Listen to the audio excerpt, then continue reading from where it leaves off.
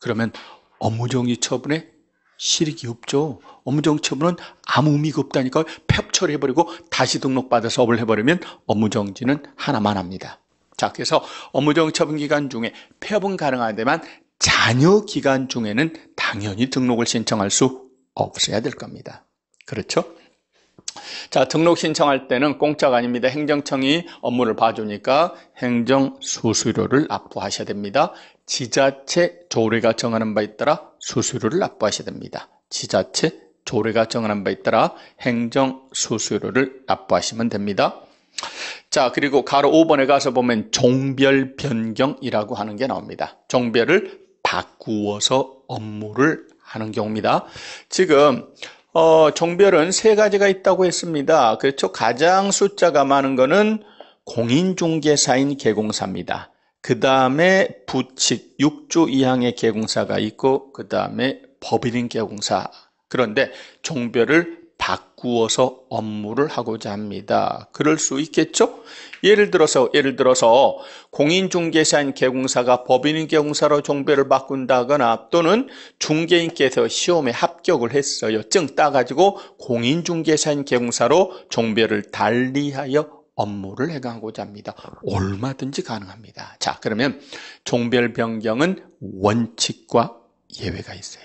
원칙은요, 뭐라고 되어 있습니까? 그 표를 보시면 등록 신청서를 제출하시오라고 되어 있죠? 등록 신청서를 제출하는 겁니다. 사실은 가장 깔끔하게 종별을 바꾸는 방법은 기존에 업을 하던 거를 폐업을 하고 새로 등록 신청서를 제출하는 게 제일 깔끔합니다. 그렇죠? 네, 맞아요. 그런데 우리 법에서는 일단 폐업의 의무는 부여하고 있지 않습니다. 폐업을 해버리면 일단 쫑 나버리기 때문에 자, 선폐업 의무는 부여하고 있지 않습니다. 등록 신청서를 제출하면 됩니다. 그런데 이중 등록 문제가 발생할 수 있습니다. 이런 걸 막기 위해서 종전의 등록증은 첨부해서 신청서를 제출하는 겁니다. 네? 종전의 등록증은 반납을 하셔야 되는 거예요. 이중 등록이 나올 수 있습니다. 지금 이 양반이 종별을 바꾸기만 하는 경우입니다. 종별을 이미 업자가 되신 분이, 개공사가 되신 분이 종별을 바꾸기만 하는 거예요. 그러므로 이들은 이미 베테랑입니다. 기초교육은 실무교육을 또 받을 필요는 없어요. 실무교육은 따로 안 받으셔도 됩니다. 다시요. 종별 변경 원칙은 신청서를 제출한다. 특별히 폐업 신고물을 부여하고 있지는 않다. 대신 이중 등록을 막기 위해서 어떻게 해요? 등록증을 반납하셔야 돼요. 실무교육을 또 받으실 필요는 없다 그 말입니다. 처리기간은 7일입니다.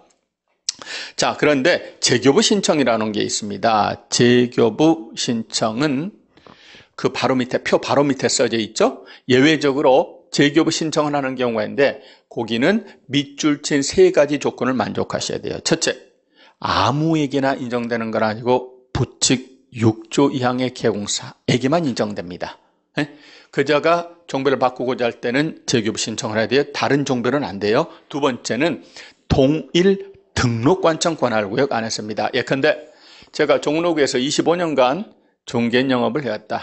이번에 시험 봐서 정을 땄어요. 이제 나도 공인중개사인 개공사로 종별을 바꿀 거예요. 그런데 종로를 떠나지 않고 종로구 안에서 어차피 종로를 떠나봐야 딴 데로 가봐야 나는 외톨이가 될 수밖에 없으니까 기득권인은 종로구 안에서 종별을 공인중개사인 개공사로 바꾸고자 하는 경우입니다. 세 번째, 공인중개사인 개공사로의 종별 변경입니다. 이 세 가지를 동시에 만족을 하셔야 됩니다. 동시에 만족을 했으면 이때는 재교부 신청을 하셔야 되는 겁니다. 재교부 신청을 하셔야 됩니다. 자, 이어서 등록의 기준으로 갑니다. 등록관청께서는 등록 신청이 들어오면 우리 법이 정하고 있는 등록의 기준을 검토해 볼 겁니다. 등록의 기준이 제일 중요하죠. 시험에 등록편에서 두 문제가 나왔다. 그럼 한 문제는 등록, 한 문제는 딴 겁니다. 한 문제 내야 된다. 그럼 무조건 등록의 기준에서 나옵니다. 그만큼 기준이 제일 중요하죠. 기준은 꼭 아셔야 됩니다. 자, 그럼 기준을 봅시다. 먼저 공인중개사인 개공사가 되고자 합니다. 또는 법인은 개공사가 되고자 합니다.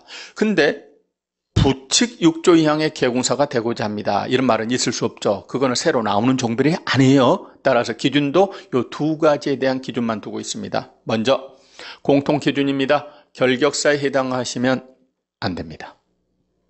두 번째, 그 밑에 볼까요? 공인중개사인 개공사가 되고자 합니다. 첫 번째, 당연히 뭐 해야 된다? 공인중개사이어야만 하겠죠? 자, 공인중개사인 개공사가 되고자 합니다. 법인인 개공사가 되고자 합니다. 공통요건은 둘 다 결격사에 해당하시면 안 됩니다. 자, 첫 번째, 당연히 일반인은 안 된다고요. 공인중개사이어야만 합니다. 두 번째, 최소한 중개업을 하시려면 알아야 면정할 거 아닙니까? 기초교육을 받으셔야 됩니다. 그 교육의 이름을 실무교육이라고 불러요. 네? 무슨 교육이요? 실무교육이라는 걸 받으셔야 됩니다. 연수교육이라고 하지 않습니다. 직무교육이라고 하지 않습니다. 실무교육을 받으셔야 됩니다. 등록신청일 등록신청일을 기준으로 해서 등록신청일 전 1년 이내, 등록신청일 전 1년 이내에 시도지사가 실시하는 실무교육을 받으셔야 됩니다. 자, 세 번째는 그렇습니다. 물적 요건으로서 중개사무소가 있어야 되죠? 중개사무소가 있어야 됩니다. 자, 그런데 정확한 표현은 건축물 대장에 기재된 건물의 중개사무소를 확보할 것. 건축물 대장에 기재된 건물입니다. 따라서 건축물 대장에 기재된 건물이 아닙니다. 건축물 대장이 없는 무허가 건물은 등록을 받을 수 없습니다. 자, 그리고 해석상 건축물 대장에 기재가 됐어도 위법 건축물은 안 됩니다. 안 됩니다. 건축물 대장에 기재된 건물의 중개사무소를 확보할 것. 그리고 가로가 3개가 나오는데 이 가로가 다 시험에 나온 적이 있습니다. 중요한 가로들입니다. 자, 첫 번째, 가설건축물 대장은 뭐라고 되어 있습니까? 포함입니까? 제외입니까? 가설건축물로는 되겠어요? 안 되겠어요? 가설건축물로는 등록을 받으실 수 없어요. 가설건축물 대장은 제입니다. 두 번째 보니까 준공이 떨어진 건물입니다. 사용성이 떨어졌습니다. 다만 절차상의 이유로 아직 대장에 기재되기 전의 건물이에요. 네? 준공 다 떨어졌다니까요. 다만 법적인 절차상의 이유로 건축물 대장에 기재되기 전 상태의 건물입니다. 이때는 제외다, 포함이다, 포함이에요. 등록을 못 받는다, 받을 수 있다, 받으실 수 있다, 그 말입니다. 세 번째 가로 보니까 뭐라고 되어 있습니까? 소유, 전세, 임대차, 사용대차 등의 방법에 의해서 사용권을 확보할 것이라고 되어 있죠? 아하, 뭐만 있으면 되는 거예요? 사용권만 있으면 되는 거예요. 따라서 꼭 신청명의 임대차 계약서, 전세 계약서 아니어도 됩니다. 친구가 점포를 얻었고 제가 사용할 수 있는 권리가 있어요. 네? 사용대차 계약서가 있다고요. 그렇다면 등록을 못 받는다, 받을 수 있다, 받을 수 있는 겁니다. 그렇습니다. 자, 이어서 법인이 갖춰야 되는 기준이 5가지가 있습니다.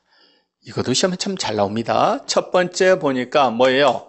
상법상 회사여야 됩니다. 네? 자본금은 얼마 이상? 5천만 원 이상입니다. 상법상 회사여야 됩니다. 협동조합 이런 걸로는 등록을 받으실 수가 없어요. 상법상 회사여야 됩니다. 참고로 나중에 더 깊이 공부하겠습니다만 상법상 회사는 한 명의 사업자회사, 유한회사, 주식회사, 유한책임회사 이렇게 5가지가 있습니다. 상법상 회사일 것. 두 번째, 14조 업무만을 영위할 목적으로 설립될 것. 그렇습니다. 나중에 이제 14조 공부할 텐데 법인은요 14조에 나열된 7개 업무만 합니다. 겸업에 제한을 받습니다. 오로지 7개만 합니다. 다른 거 하시면 안 돼요. 위반하면 등록이 취소될 수 있고요. 아예 등록을 받을 수가 없습니다. 자, 그러면 14조의 업무는 나중에 공부합니다만 14조에 나열된 7개 들어가지 않습니다. 예를 들어 건축업을 영위할 목적이 들어가 있다. 운송업을 영위할 목적이 들어가 있다. 개발업이 들어가 있다. 이때는 등록을 받을 수 없습니다. 14조에 나열된 오로지 7개까지만 됩니다. 나는 중기업과 예를 들어서 뭐 부동산 컨설팅을 같이 하고자 합니다. 이런 건 돼요. 또는 나는 귀찮아요. 오로지 중기업만 할까? 이것도 괜찮아요. 그런데 중기업과 뭐 금융업을 같이 하겠다. 이런 걸로 안 된다 그 말입니다. 14조 업무만 영위할 목적으로 수립될 것. 자, 세 번째, 대표자는 아무래도 전문가이어야 되겠죠. 대표자는 공인중개사이어야 됩니다. 대표자를 제외함, 여기도 지금 포함과 제외라는 말들이 계속 나옵니다. 포함과 제외, 이런 것들은 꼭 구분하셔야 됩니다. 제외함, 사원임원. 자, 여기서 꼭 기억하셔야 될 표현 또 나옵니다. 사원임원 할 때 여기서 사원은 무슨 사원이라고요? 그냥 회사의 일반 사원이 아니라고 그랬죠? 여기서 말하는 사원은 한 명 합자 회사의 무한 책임 사원입니다. 한 명 합자 회사의 무한 책임 사원을 말합니다. 무한 책임 사원 임원의 몇 분의 몇? 3분의 1 이상이 공인중개사일 것. 그렇습니다. 따라서 이 기준만 만족하면 되니까 일반인도 얼마든지 법인의 사원 임원이 될 수 있습니다.